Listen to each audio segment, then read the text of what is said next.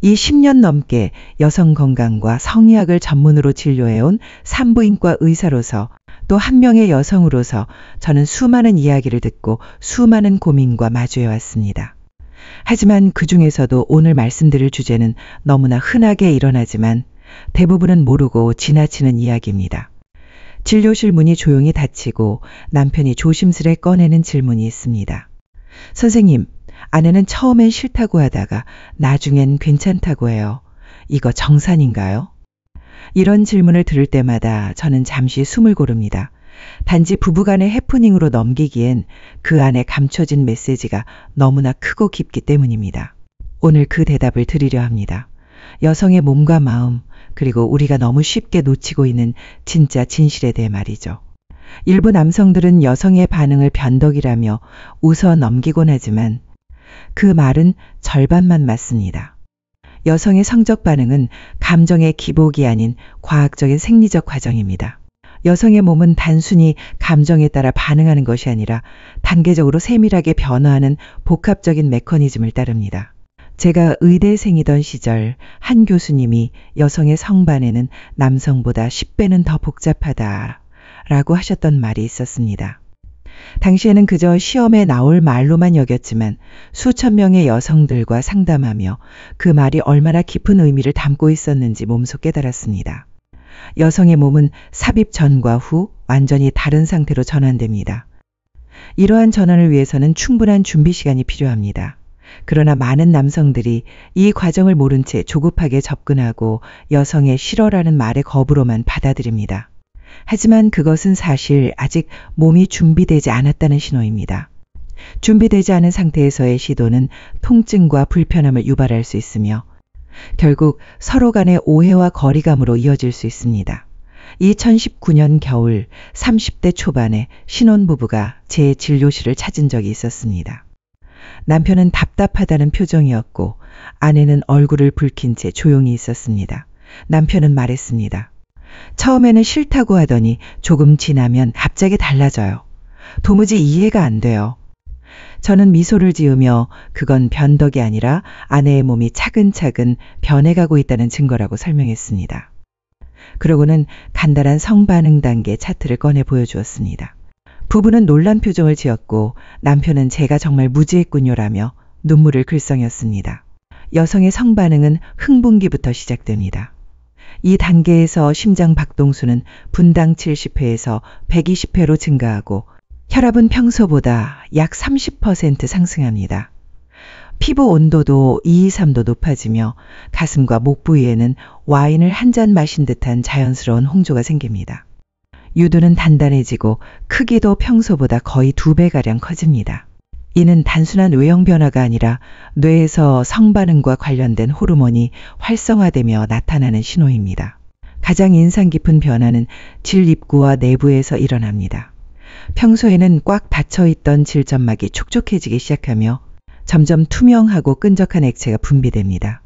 이 분비물은 단순한 윤활제 이상으로 pH 545.0의 약산성을 유지하면서 외부 세균을 막고 마찰을 줄이며 체온을 일정하게 유지하는 기능까지 담당합니다. 흥분한 상태에선 평균적으로 약 15분 동안 최대 3ml 정도가 자연 분비됩니다. 음액 또한 눈에 띄게 변화합니다.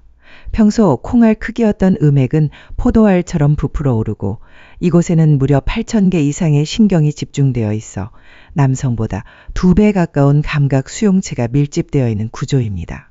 그러니 민감할 수밖에 없는 것이죠. 이와 함께 질 내부 역시 변형이 시작됩니다. 평균 810cm였던 질 길이는 최대 1210cm까지 확장되고 지름도 2cm에서 4.5cm까지 넓어지며 유연성을 가집니다. 또 하나 중요한 변화는 자궁의 위치입니다.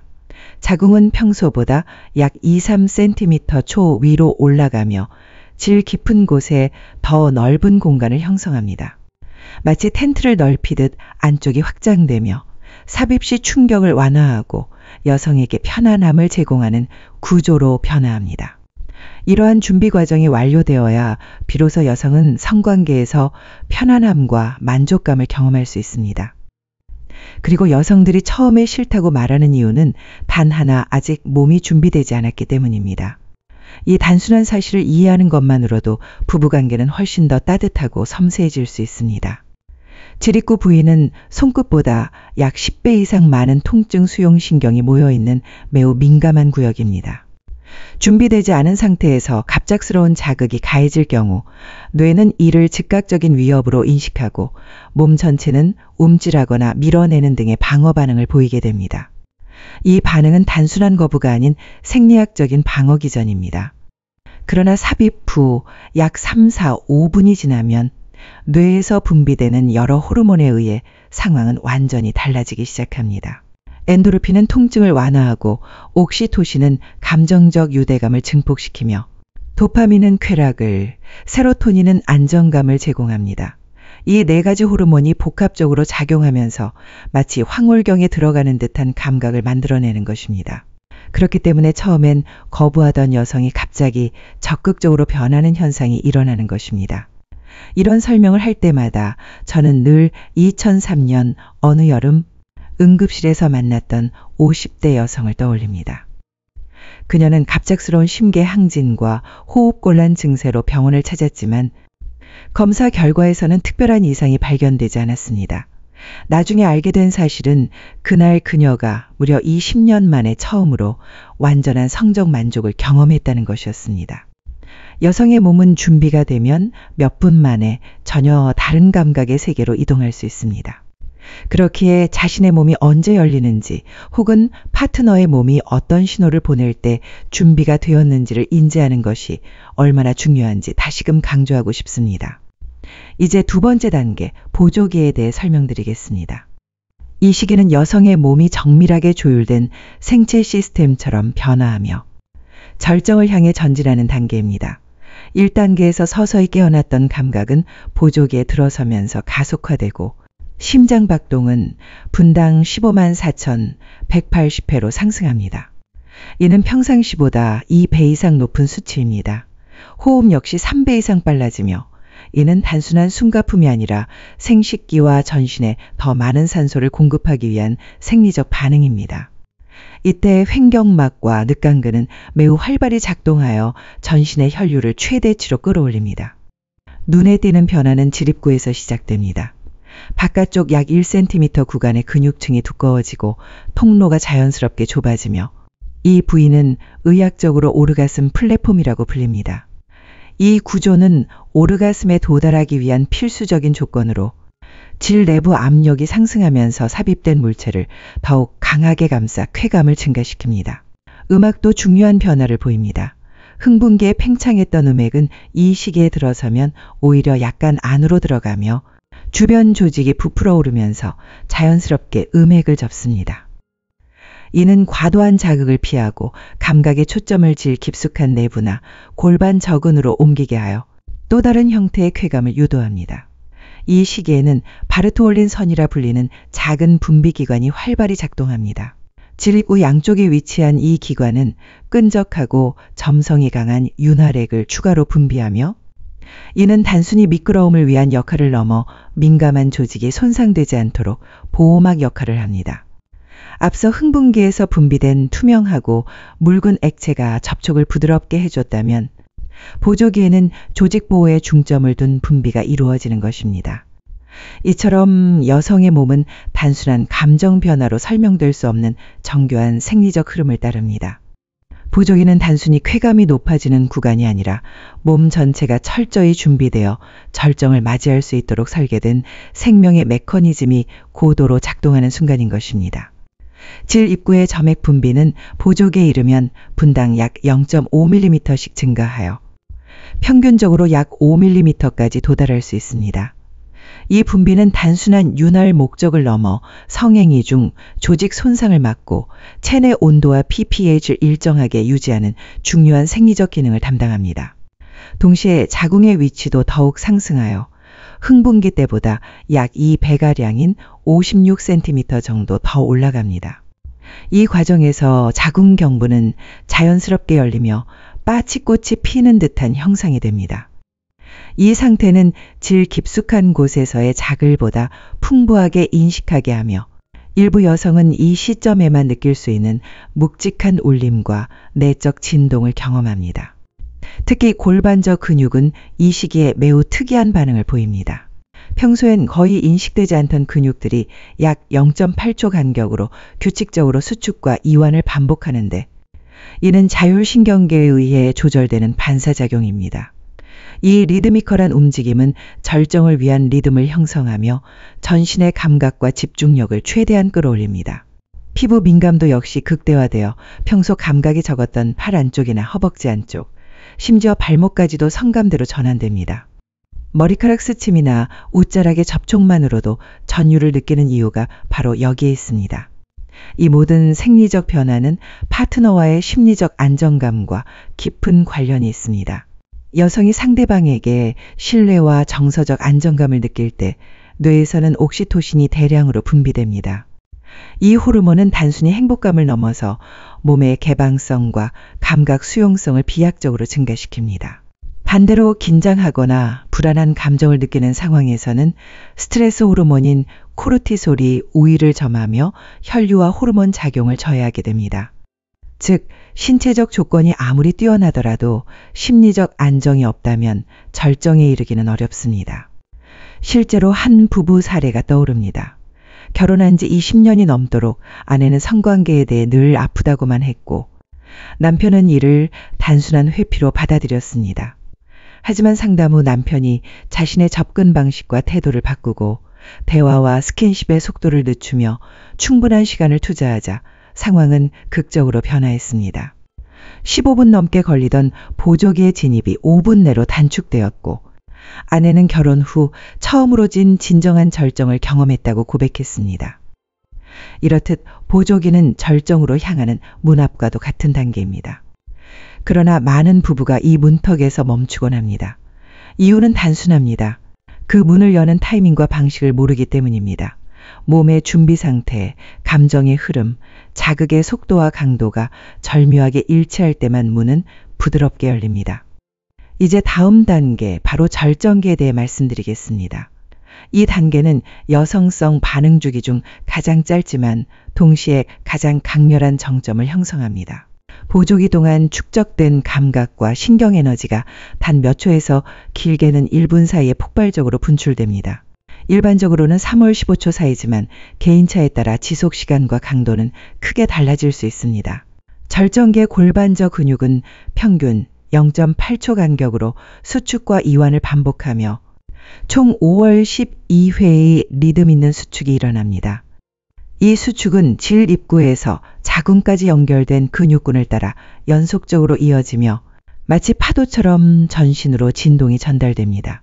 그 결과 여성은 단순한 쾌락을 넘어내면 깊숙한 곳까지 울리는 감각의 폭풍을 경험하게 됩니다. 호르몬 변화 또한 이 시기에 절정을 이룹니다.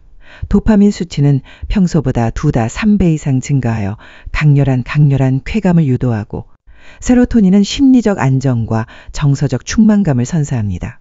이처럼 절정기는 생리적, 심리적으로 인간이 느낄 수 있는 가장 농도 짙은 몰입의 순간이며, 이 단계를 온전히 경험하는 것만으로도 인생에서 잊히지 않는 기억이 될 수 있습니다.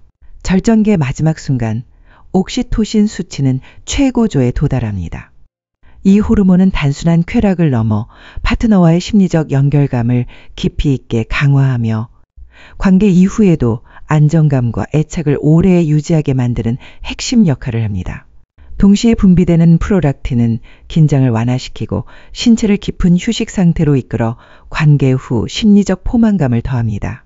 절정은 크게 3가지 형태로 나뉘며, 이는 여성 개개인의 해부학적 구조, 호르몬 상태, 심리적 준비도에 따라 달라집니다.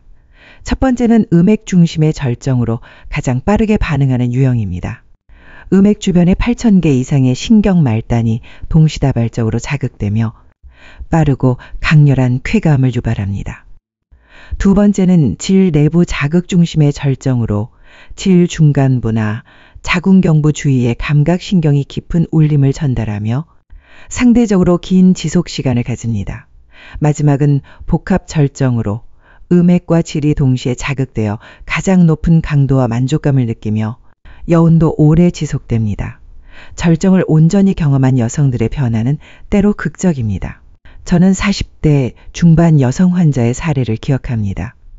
그녀는 결혼 18년 만에 처음으로 절정을 경험했다고 고백했는데 계기는 단순했습니다. 남편이 속도를 늦추고 그녀가 보조기에 충분히 머무를 수 있도록 기다려준 것이었습니다. 그녀는 몸이 스스로 터져나오는 듯한 감각에 눈물을 흘리며 자신이 여성으로서 처음 온전한 경험을 했다고 말했습니다. 절정이 지나면 해소기로 접어들며 여성의 몸은 천천히 희원래 상태로 복귀합니다.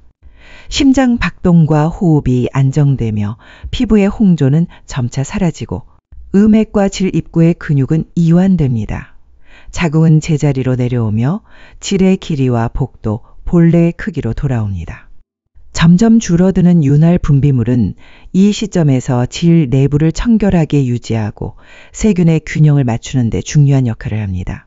해소기 동안에도 옥시토신과 프락틴은 여전히 높은 수치를 유지하며 여성에게는 깊은 안정감과 나른함을 제공하게 됩니다. 어떤 여성은 이 시기에 졸음이 밀려와 자연스럽게 깊은 잠에 들고 어떤 여성은 조용히 누운 채 여운을 의미합니다. 그러나 절정에 도달하지 못한 경우에는 상황이 달라집니다. 오히려 허무감, 짜증, 피로감 같은 부정적 감정이 나타날 수 있으며 이는 도파민 수치가 급격히 낮아지고 세로토닌의 균형이 무너지는 생화학적 현상으로 설명됩니다. 심리적 문화적 요인은 해소기의 질에도 결정적 영향을 줍니다. 특히 한국의 40대 이상 여성들은 보수적인 성교육과 사회적 금기에 의해 성적 쾌락을 부끄럽고 숨겨야 할 것으로 인식해온 경우가 많습니다. 이런 억압된 인식은 절정은 물론 해소기에도 부정적인 영향을 끼치며 쾌감을 온전히 받아들이지 못하게 만듭니다. 반대로 감정적으로 연결된 파트너와 안정된 관계를 유지하는 여성은 해소기에서도 만족감과 행복감을 깊이 오래 지속시키는 경향이 있습니다. 연령대에 따른 차이도 명확합니다. 2030대 여성은 해소기에서 에너지를 빠르게 회복하고 일상으로 자연스럽게 전환되는 반면 4050대 여성은 회복 시간이 길고 감정적 여운을 더 길게 간직하는 경우가 많습니다. 생리주기 역시 영향을 미칩니다. 배란기 전후에는 옥시토신과 도파민의 상승으로 인해 긍정적인 감정이 오래 지속되지만 생리 직전에는 호르몬 수치가 낮아 만족감이 일시적으로 줄어들 수 있습니다. 스트레스와 생활 습관 또한 무시할 수 없는 변수입니다. 수면 부족이나 만성적인 스트레스는 옥시토신과 세로토닌의 분비를 억제하여 해소기의 정서적 만족을 저하시키는 원인이 됩니다. 반면 심리적 안정이 확보되고 파트너와의 정서적 유대가 깊을수록 해소기에서 느끼는 편안함은 더욱 커집니다. 저는 진료를 마무리하며 환자들에게 늘 이렇게 말합니다. 여성의 성반응은 변덕이 아닙니다. 그것은 의학이고 해부학이며 정교하게 설계된 생리적 시스템입니다. 이해하고 존중할수록 관계는 더욱 깊어집니다. 호르몬의 작용, 심리 상태, 그리고 우리가 자라온 문화적 배경은 모두 여성의 성반응을 결정짓는 정교한 자연의 설계 안에서 맞물려 작동합니다. 이 복잡하면서도 섬세한 흐름을 이해하고 존중한다면 누구나 진정한 만족과 연결의 경험을 할 수 있습니다. 사랑하는 사람을 진심으로 만족시키고 싶다면 단순한 기술보다 더 중요한 것이 있습니다. 그것은 바로 속도와 반응을 존중하는 태도입니다. 몸의 흐름에 귀 기울이고 상대의 리듬을 함께 느끼려는 마음가짐이 무엇보다 소중합니다. 여성의 성반응은 단순히 자극의 양이나 시간으로 측정되지 않습니다. 그날의 호르몬 상태, 생리주기, 심리적 안정감, 그리고 일상의 습관들이 모두 복합적으로 작용해 결과를 만들어냅니다. 제가 지난 25년간 진료하면서 확신하게 된 것은 이 변수들을 무시한 채 만족스러운 관계를 기대하는 것은 불가능하다는 사실입니다. 먼저 여성의 성반응에 핵심적인 영향을 미치는 주요 호르몬들을 살펴보면 에스트로겐, 프로게스테론, 테스토스테론, 옥시토신, 도파민, 세로토닌 등이 있습니다. 이 중에서도 에스트로겐과 테스토스테론은 성적 감수성과 직접적으로 연결되며 배란기 전후로 이 두 호르몬 수치가 최고조에 도달합니다.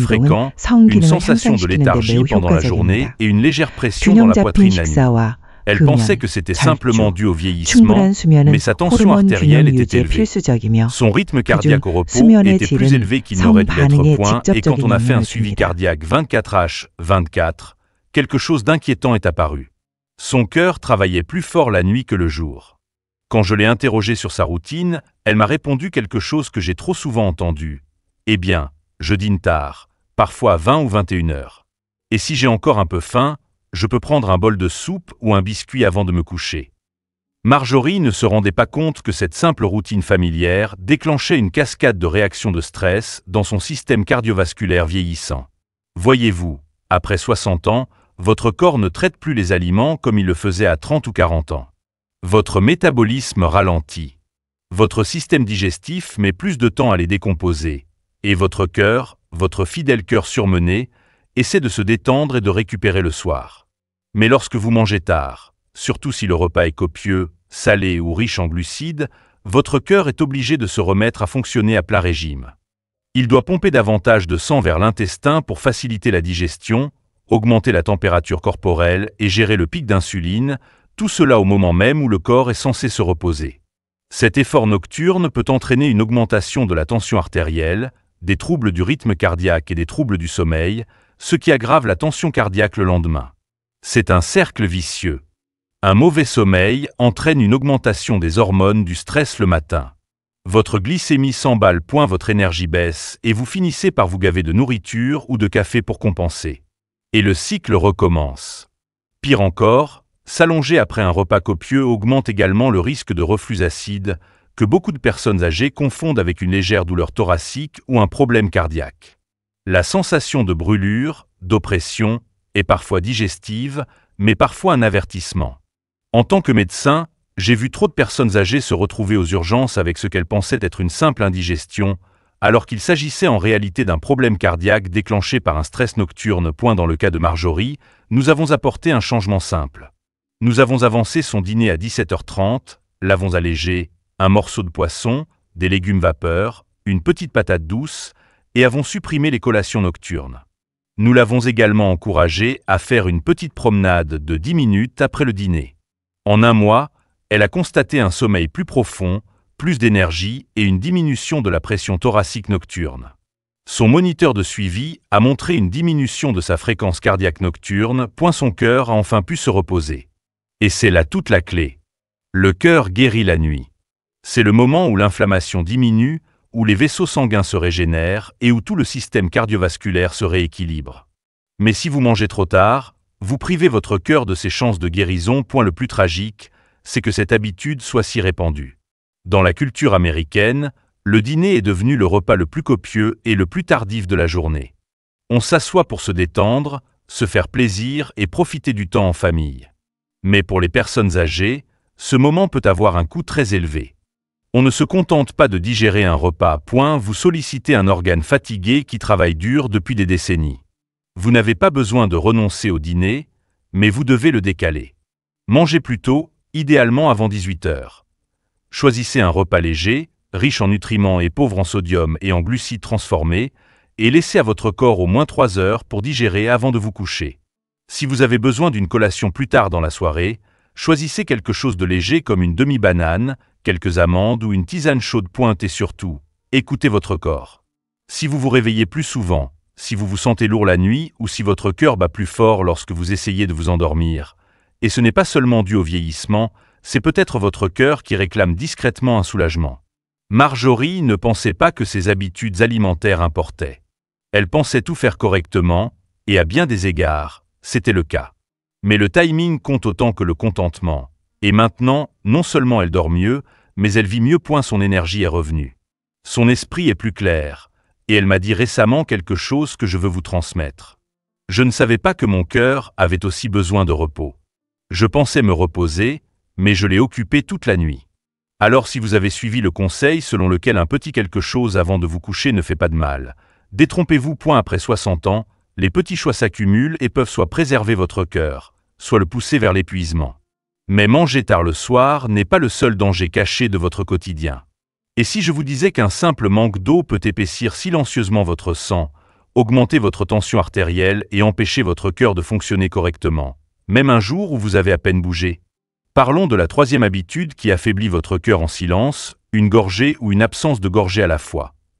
Ne pas boire suffisamment d'eau tout au long de la journée. On parle souvent d'alimentation, d'exercice et de médicaments pour la santé cardiaque, mais 솔직하게 공유하면 불필요한 오해나 무리한 시도 없이 서로를 더 깊이 이해하고 존중하는 관계를 만들어갈 수 있습니다. 세 번째 원칙은 시간의 투자입니다. 서구 여성들이 비교적 짧은 전이만으로도 빠르게 반응할 수 있는 이유는 성에 대한 문화적 개방성과 어릴 때부터의 긍정적인 인식 경험에서 비롯된 것입니다. 반면 한국 여성들은 신체적 반응 이전에 반드시 충분한 심리적 안정과 전이 과정이 선행되어야 합니다. 평균적으로 40대 이후 여성은 약 1,592분, 50대 이상은 1,265분 이상의 준비 시간이 필요합니다. 이 시간을 아끼지 않고 충분히 확보하는 것이 관계의 질을 좌우하는 핵심입니다. 네 번째는 생활 습관 개선입니다. 운동 부족, 흡연, 과도한 음주, 수면 부족은 모두 혈액순환을 저하시키고 호르몬 분비를 불균형하게 만들어 성반응을 둔화시키는 원인이 됩니다. 반면 규칙적인 유산소 운동과 골반적인 강화 운동은 성적 반응 속도뿐 아니라 절정기의 강도까지 높여줍니다. 식습관도 중요합니다. 오메가4인 지방산, 비타민 E아르기닌이 풍부한 식품들은 혈류 개선과 호르몬 균형 유지에 도움을 주며 전반적인 성 건강을 향상시킵니다. 다섯 번째는 심리적 회복입니다. 과거에 부정적인 성 경험이나 트라우마가 있었다면 그것을 회피하기보다는 인정하고 회복하는 과정이 반드시 필요합니다. 자신조차 잊고 지냈던 감정이 관계의 순간에 무의식적으로 올라와 신체 반응을 막는 경우도 많습니다. 때로는 전문가의 상담이 회복에 큰 도움을 줄 수 있으며 몸이 반응하지 않는 이유가 단순히 나이 때문이 아닌 치유되지 않은 마음의 상처에서 비롯된 경우가 많습니다. 이 모든 과정을 통해 제가 얻은 확신이 있습니다. 여성의 성 반응은 결코 변덕이 아닙니다. 그것은 과학이며 의학이며 심리학입니다. 4단계에 걸친 정교한 생리적 변화, 복잡한 호르몬 상호작용, 그리고 문화와 감정이 얽힌 내면의 흐름이 함께 작용해 만들어내는 섬세한 결과입니다. 그렇기 때문에 성에 대한 태도는 단순한 기술보다 훨씬 더 중요하며 이해, 존중, 시간이 필수입니다. 사랑하는 사람을 진정으로 만족시키고 싶다면 가장 먼저 바꿔야 할 것은 기술이 아니라 마음가짐입니다. 상대의 몸과 마음을 있는 그대로 이해하고 서두르지 않으며 리듬과 흐름을 함께 느끼려는 태도, 이것이야말로 가장 강력한 체험제이자 관계를 깊이 있게 만드는 힘입니다. 저는 한 명의 의사이자 여성이자 수천 명의 이야기를 들어온 사람으로서 확신합니다. 부부가 서로를 탐색하고 이해하려는 노력을 멈추지 않는다면 나이나 환경에 상관없이 더 깊고 더 따뜻한 만족을 경험할 수 있습니다. 오늘 제가 전한 이야기가 단순한 정보로 그치지 않고 여러분의 삶과 관계 안에서 진짜 변화를 만들어내길 진심으로 바랍니다. 앞으로도 저는 직접 진료하고 연구해온 소중한 성건강 이야기를 계속해서 전해드릴 예정입니다. 여러분의 구독과 좋아요는 더 많은 분들이 잘못된 상식에서 벗어나 건강하고 따뜻한 관계를 맺을 수 있도록 도와주는 소중한 힘이 됩니다.